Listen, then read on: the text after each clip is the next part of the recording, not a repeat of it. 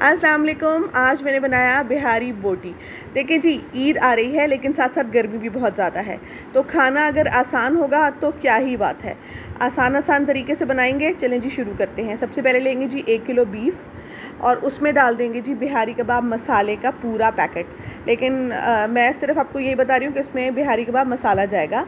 चलें जी, 1 kilo beef लिया, उसके अंदर डाल देंगे जी 1 बड़ा खाने का चम्मच भर के अदरक लहसुन का फ्रेश कुटा हुआ पेस्ट, और जाएगी जी मीडियम साइज़ प्याज ब्राउन की हुई। यार ये कैमरे में बहुत डार्क कलर नज़र आ रहा है लेकिन ये थी इतनी डार्क ब्राउन नहीं, मुझे ऐसे तो लग रही है जैसे जली हुई है, लेकिन ये कि बहुत अच्छा सा ब्राउन कलर था। लेकिन ब्लेंड वो उसको पीसा ना जब तो पता नहीं डार्क सा कलर आ गया था। एनीवेज़ 1 कप दही ले लेना है आपने और ये सब कुछ डालना है। उसके बाद आपने इस जो रेसिपी का हीरो है उसको ऐड कर देना है, जो कि है बिहारी कबाब मसाला। अच्छा, 1 किलो के ऊपर मैं पूरा पैकेट डाल रही हूँ, ठीक है ना, पूरा पैकेट फुल पैकेट डाल रही हूँ, फुल पैकेट। ये फुल पैकेट डालेंगे। अच्छा, मैंने लिया है अंडरकट बीफ, लिया है अंडरकट का।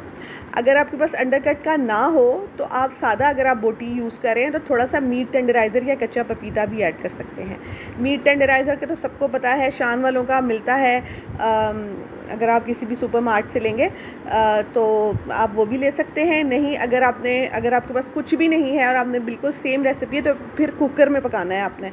फिर कुकर में आपका तकरीबन आधे घंटे में तैयार हो जाएगा। ये मैरिनेट करके इसको आप रख लें जी 1-2 घंटे 3 घंटे जैसे भी आप चाहें।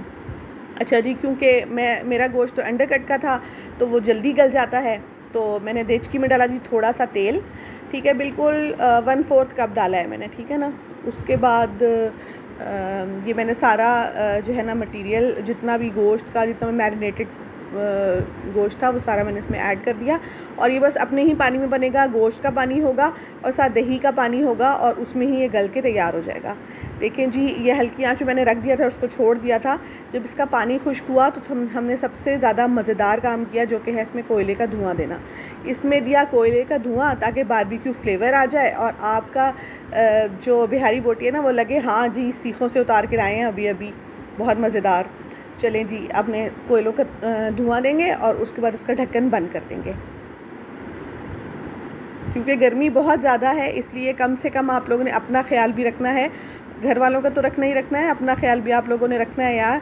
इतनी ज़्यादा गर्मी के अंदर बहुत ज़्यादा किचन में नहीं रहना। वो खाने बनाने हैं जो आसान हो, जल्दी बन जाएं और सब घर वाले एक साथ खुश भी हो जाएं।